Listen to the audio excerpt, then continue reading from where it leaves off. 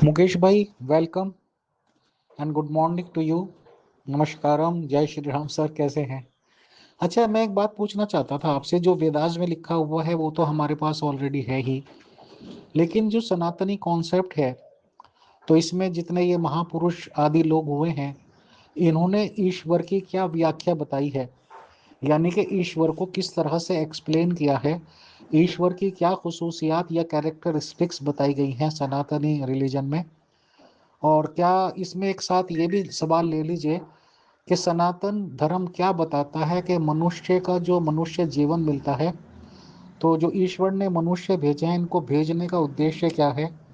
क्या इन्हें ऐसे काम करने हैं जो अदर क्रिएशंस नहीं कर सकती, जैसे जानवर, चरिंदे परिंदे?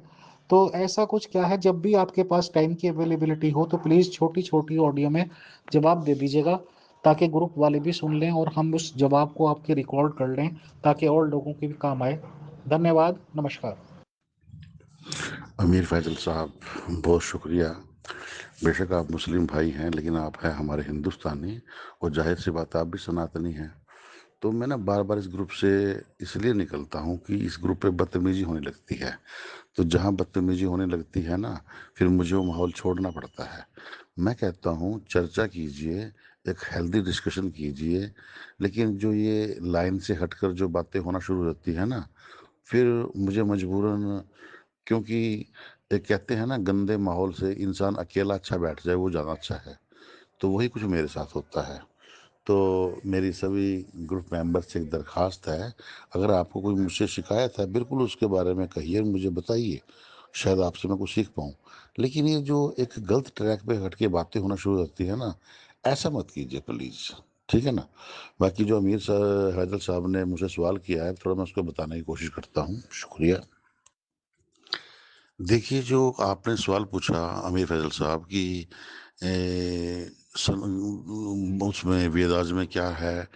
ठीक है, आप तो ये जरा बात सोच के देखिए, जो प्रेजेंट वक्त है, जिस इंसान ने कभी वेद नहीं पढ़े इंडिया में किसी सनातनी भाई ने, तो क्या वो सनातनी नहीं रहा? वो बिल्कुल सनातनी है, क्योंकि सनातन रोम रोम में छाया हुआ है, रोम रोम में बसा हुआ है। किसी एक जानवर का दुख दर्द भी सहन नहीं होता, इंसान तो बहुत दूर की बात है। ठीक है ना? ये सनातन है। मतलब एक किसी कटते हुए जानवर को, किसी एक इंसान को, और उस पर दूसरा इंसान हंस रहा है, इसका मतलब उसमें सनातन दूर दूर तक बिल्कुल भी नहीं है, और वो पता नहीं कौन सी शिक्षा उसमें है। तो खैर, सनातन को मैं आपको डिफाइन करने की कोशिश करता हूँ कि वो कैसे है। जरा सुनिएगा। महाभारत के महाभारत में जब पांडवों के साथ धोखा हुआ, उनको धोखे से उनका सारा राजपाट छीन लिया गया, तो फिर भी, ताकि झगड़ा ना हो, फसाद ना हो, लड़ाई ना हो, श्री कृष्ण, जो एक हम मानते हैं कि वो एक ईश्वर के अवतार हमारे में आए हैं, हमारे धरती पर, उन्होंने फिर भी कहा कि शांति शांति होती है। मतलब इससे साबित होता है कि इतना कुछ उनसे ज़्यादा, उनसे दिक्कत हुई, पांडवों ने कौरवों के साथ इतना अन्याय किया, फिर भी उन्होंने कहा कि नहीं, जितना हो सके शांति होनी चाहिए, विश्व शांति का संदेश दिया है। उसके लिए उन्होंने प्रयत्न किया है। उस प्रयत्न को मैं आपको अपनी उसमें बताता हूँ कि एक कवि ने कितनी सुंदर तरीके से उस व्याख्या को इसमें एक पंक्तियों में पिरोया है, बताता हूँ मैं आपको। वर्षों तक वन में घूम घूम, बाधा विघ्नों को चूम चूम, सह धूप घाम पानी पत्थर, पांडव आए कुछ और निखर। सौभाग्य न सब दिन सोता है, देखें आगे क्या होता है। मैत्री की राय बताने को, सबको सुमार्ग पे लाने को, दुर्योधन को समझाने को, भीषण विध्वंस बचाने को, भगवान हस्तिनापुर आए, पांडव का संदेशा लाए। दो न्याय अगर तो आधा दो, इसमें भी यदि बाधा हो, तो दे दो केवल 5 ग्राम, रखो अपनी धरती तमाम, हम वही खुशी से खाएंगे, परिजन पे असीना उठाएंगे। दुर्योधन वह भी दे ना सका, आशीष समाज की ले ना सका, उल्टे हरि को बांधने चला, इसमें आप वो देखिए कि दुर्योधन कितनी मूर्खता कर रहा है। दुर्योधन वह भी दे न सका आशीष समाज की ले न सका, उल्टे हरि को बांधने चला, जो था असाध्य साधने चला। जब नाश मनुज पे चाहता है, पहले विवेक मर जाता है। ठीक है जनाब, ये बड़ी सरल हिंदी थी, इसको शायद कोई भी समझ सकता है। ठीक है ना। अब जो मैंने बोला है, इसमें देखिए श्री कृष्ण जो दूत बनकर आए हैं, वो अगर चाहते तो कह सकते थे कि नहीं, हमें पूरा इंद्रप्रस्थ चाहिए, हमें तो लड़ाई लड़नी है। जब वो बिल्कुल नहीं कुछ दे रहे हैं पांडव, तो ईश्वर ने फिर भी शांति का रास्ता नहीं छोड़ा। उन्हें कहा सिर्फ 5 ग्राम दे दो, सिर्फ 5 ग्राम, हम उसी में ही सब्र कर लेंगे। लेकिन दुर्योधन ने वो भी नहीं दिए। अब श्री कृष्ण अगर वहाँ चाहते तो बिना 5 ग्राम लिए बिल्कुल जीरो पर भी पांडवों को मना लेते। लेकिन श्री कृष्ण ने कहा कि अब मैं नहीं मनाऊंगा, क्योंकि एक हद तक ही जो जुल्म होता है उसको सहन किया जा सकता है, फिर कभी नहीं। तभी तो कहा था, योगी जी ने भी कहा था कि जो हमारे परम, जो हमारे स्थान है, अयोध्या है, काशी है, मथुरा है, कम से कम हमें हमारे वो तो दे दो। पार्लियामेंट में खड़ा होकर योगी जी ने कहा था। ठीक है ना। जब वो भी नहीं दिए, अब तो कितनी गलत बात है। इसमें क्या किसी को कोई बात मुझसे करनी है, कर सकता है। शुक्रिया। तो जब दुर्योधन ने बदतमीजी की कि मैं इनको बांधूंगा, तो फिर क्या हुआ कि हरि ने भीषण हुंकार किया, अपना स्वरूप विस्तार किया। डगमग डगमग दिग्गज डोले, भगवान कुपित होकर बोले, जंजीर बढ़ाकर साध मुझे, हाँ हाँ दुर्योधन बांध मुझे। मतलब कि पहले तू मुझे बांध ही ले, बाकी सब बातें बाद में होंगी। ठीक है ना। तो उन्होंने अपनी व्याख्या की कि अमृतव फूलता है मुझ में, संहार झूलता है मुझ में। ठीक है ना। एक तरफ अमृतव है मेरे अंदर, और दूसरी तरफ संहार भी बहुत ज्यादा है। इसमें बताइए, किसी को कोई, अगर किसी को भी कोई तकलीफ अगर सनातन ने दी हो, किसी के खिलाफ कोई बात की हो या कुछ गलत बात की हो, मुझसे पूछिए, मैं बताता हूँ। शुक्रिया। हरि ने भीषण हुंकार किया, अपना स्वरूप विस्तार किया। डगमग डगमग दिग्गज डोले, भगवान कुपित होकर बोले, जंजीर बढ़ाकर साध मुझे, हाँ हाँ दुर्योधन बांध मुझे। यह देख गगन मुझ में लय है, यह देख पवन मुझ में लय है, मुझ में विलीन संकार सकल, मुझ में लय है झंकार सकल। अमृतो फूलता है मुझ में, संहार झूलता है मुझ में। उदयाचल मेरा दीप्त भाल, भूमंडल वक्ष थल विशाल। भुज पृथ्वी बंध को घेरे है, मैं नाक मेरु पग मेरे हैं। दीप्ते जो ग्रह नक्षत्र निकर, सब है मेरे मुख के अंदर। अब यहाँ देख लीजिए ना कि अब उदयाचल मेरा दीप्त भाल, यानी कि मेरी जो छाती है उसके बारे में इतना बड़ा है। वक्षस्थल विशाल, भुज पृथ्वी बंध को घेरे हैं, यानी कि मेरी भुजाएं हैं सारी धरती की पृथ्वी को घेर लेती हैं। ठीक है ना। मैनाक पे पग मेरु है, मैनाक मेरु सबसे ऊंचे पर्वत थे। ठीक है ना। जो जिनका रामायण में भी जिनका बारे में बताया गया है, वो भी सारे मेरे कदमों के नीचे हैं। ठीक है ना। मतलब इतना एक विशाल रूप है ईश्वर का, जो एक इसमें बताया गया है। इसमें किसी को कोई गलत हो तो मुझे बताइएगा। दृग हो तो दृश्य अकांड देख, मुझ में सारा ब्रह्मांड देख। चर अचर जीव जग क्षर अक्षर, नश्वर मनुष्य सुर जाति अमर। यानी कि अगर आपकी आंखें हैं तो ये देख, सारा ब्रह्मांड मुझ में है। ठीक है ना। चर अचर, चरने वाले और नहीं चरने वाले, चरने वाले नहीं चरने वाले सब, वो भी सब। ठीक है ना। जो नश्वर है मनुष्य वो भी, और जो नश्वर नहीं है यानी कि सुर, सुर यानी देवता, जैसे असुर राक्षस होता है, सुर देवता होता है, वो भी सब। तो सब उसके अंदर है, ईश्वर के अंदर है। ठीक है ना। उसके बारे में व्याख्या की गई है।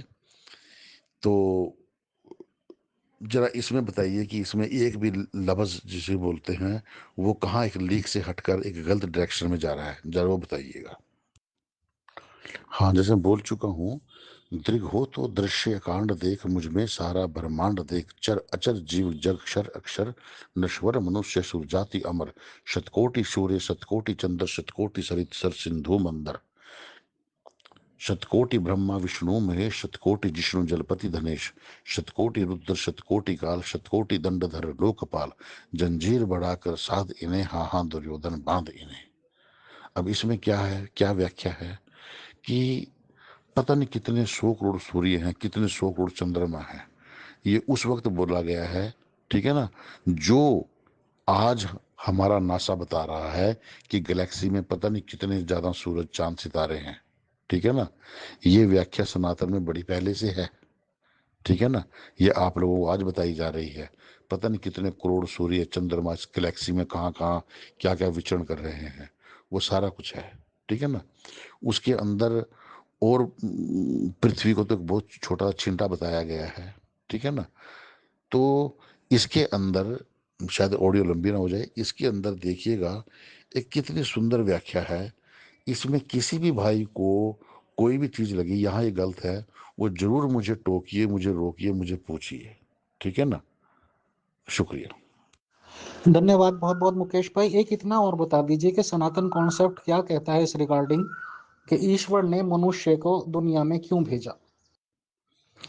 ईश्वर ने मनुष्य को ईश्वर ने मनुष्य पे बहुत बड़ा एक एहसान किया है उसको मनुष्य बनाकर, और उसको मनुष्य को ईश्वर ने धरती पर सिर्फ और सिर्फ सत्कर्म के लिए भेजा है। ऐसा, मैं अगर आपको एक उदाहरण दूं, आप अपने छोटे से एक बच्चा जो है जिसको आपने पैदा किया है, आप उसको गोद में उठा के खिलाते हैं, पिलाते हैं, अच्छी तरह बाहों में झूला झुलाते हैं, उसके चुंबन लेते हैं, कितना उससे मोहब्बत करते हैं। तो आपकी उम्मीद क्या होगी कि मेरा बेटा, मेरा बच्चा जो है कि अच्छे काम करे, अच्छा बच्चा बने, ठीक है ना। अगर वही बच्चा गंदे गंदे गलत गलत काम करता है तो आपके मन को एक एक चोट पहुंचती है, ये क्या कर रहा है, ठीक है ना। उसी तरह ईश्वर ने सनातन के अकॉर्डिंग, ईश्वर ने जो हमें बनाया है सिर्फ सत्कर्म करने के लिए, अच्छे काम करने के लिए बनाया है। अब यहाँ देखिए, जो मैंने बताया है कि जो इतनी बड़ी गैर इंसाफी हो रही थी, उसके लिए जो ईश्वर का जो एक मतलब अवतार है, वो खुद चाहता तो 1 मिनट में सबको खत्म कर सकता था, 1 सेकंड में खत्म कर सकता था, लेकिन नहीं, उनको समझा रहा है। क्योंकि वो भी सनातनी है, वो भी सनातनी है, लेकिन वो उल्टी दिशा में चल रहे हैं कौरव। उनको समझा रहा है भी ऐसे मत करो, ऐसे मत करो। जब उन्हीं के ऊपर बात आ गई, श्री कृष्ण के ऊपर, कि मैं तुम्हें बांध लूंगा, फिर वो कहते हैं मुझे बांधेगा, अरे देख मैं कौन हूं। उनको अपना विकराल रूप दिखाया जाता है वहां पर, ठीक है ना।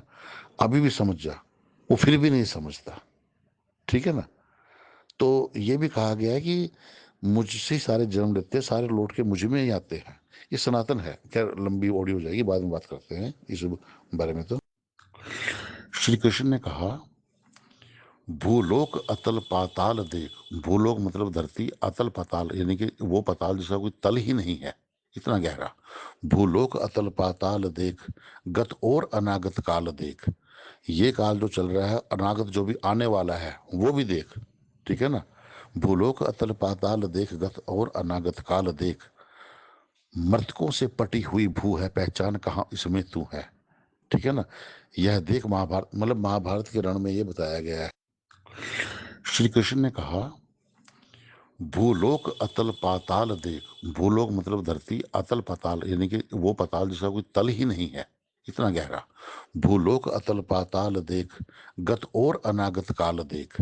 ये काल जो चल रहा है, अनागत जो भी आने वाला है वो भी देख, ठीक है ना। भूलोक अतल पाताल देख, गत और अनागत काल देख। मृतकों से पटी हुई भू है, पहचान कहाँ इसमें तू है, ठीक है ना। यह देख महाभारत, मतलब महाभारत के रण में ये बताया गया है। गत और अनागत काल देख। मैं शुरू से बोलता हूँ, थोड़ा बीच में मैं जो इसका हिंदी रूपांतरण करता हूँ ना, तो थोड़ा मैं ही मतलब इसमें डिस्टर्ब हो जाता हूँ। इसमें ये कहा गया है, भूलोक अतल पाताल देख, गत और अनागत काल देख। यह देख जगत का आदि सर्जन, यह देख महाभारत कारण। मृतकों से पटी हुई भू है, पहचान कहाँ इसमें तू है। यानी कि ये देख, आने वाला समय देख, महाभारत का इतना बड़ा रण रण होगा, जंग होगी, उसके अंदर पता नहीं कितने लोग मरेंगे, कटेंगे, उनको पहचान, तू देख, मैं तेरे से आगे रिक्वेस्ट कर रहा हूँ, तेरे को समझाने की कोशिश कर रहा हूँ। यानी कि सनातन में एक ईश्वर खुद अपना स्वरूप लेकर आता है और इंसान को समझाने की कोशिश करता है कि सत्कर्म कर, अच्छे कर्म कर। ठीक है ना? वो फिर भी नहीं समझ रहा। अंबर में कुंतल जाल देख, पद के नीचे पाताल देख।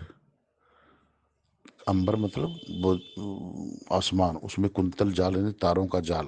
अंबर में कुंतल जाल देख, पद के नीचे पाताल देख, मुट्ठी में तीनों काल देख। तीनों काल कौन से? भूतपूर्व, वर्तमान और भविष्य। मुट्ठी में तीनों काल देख, मेरा स्वरूप विकराल देख। सब जन्म मुझी से पाते हैं, फिर लौट मुझी में आते हैं। जिह्वा से कड़ती ज्वाल सघन, सांसों में पाता जन्म पवन। छा जाती पड़ जाती मेरी दृष्टि जिधर, हंसने लगती सृष्टि उधर। मैं जब भी मूंदता हूँ लोचन, छा जाता चारों ओर मरण। यानी कि पहले श्री कृष्ण ने क्या कहा है कि वो इतना बड़ा तारों का जाल है अंबर में, और पाँव के नीचे मेरे कितना पाताल है। ठीक है ना? मेरे मुट्ठी में तीनों काल है, तीनों समय, जो बीत चुका है वो भी, चल रहा है वो भी, जो आने वाला है वो भी, वो मेरी मुट्ठी में है। सब आप लोग सब मुझसे जन्म पाते हो, फिर लौट के दोबारा ही मेरे पास आ जाते हो। इतना कुछ वृतांत बना दिया। जब बता रहे थे जिह्वा में कड़ती ज्वाल सखन, इसका मतलब है जिह्वा से आग की लपटें निकल रही हैं, सांसों में पाता जन्म पवन, और उन्हीं के सांसों से हवाएं भी चल रही हैं। ठीक है ना? पड़ जाती मेरी दृष्टि जिधर, हंसने लगती सृष्टि उधर। मेरी जहां भी नजर पड़ जाए, मैं कहता हूँ यौवन ही उस तरफ आ जाए। मैं जब ही मूंदता हूँ लोचन, छा जाता चारों ओर मरण। और जैसे ही मैं अपनी आंखें बंद कर देता हूँ, वहां मरण छा जाता है। मतलब इतना अपने बारे में बता के फिर भी दुर्योधन को समझाने का प्रयास किया जा रहा है। ये है सनातन। बहुत बहुत शुक्रिया, बहुत धन्यवाद। थैंक्स अलॉट मुकेश भाई कि आपने सुबह ही सुबह टाइम दिया और काफ़ी महत्वपूर्ण इम्पोर्टेंट जानकारी दी रिगार्डिंग परमेश्वर and purpose of humans for coming in this world.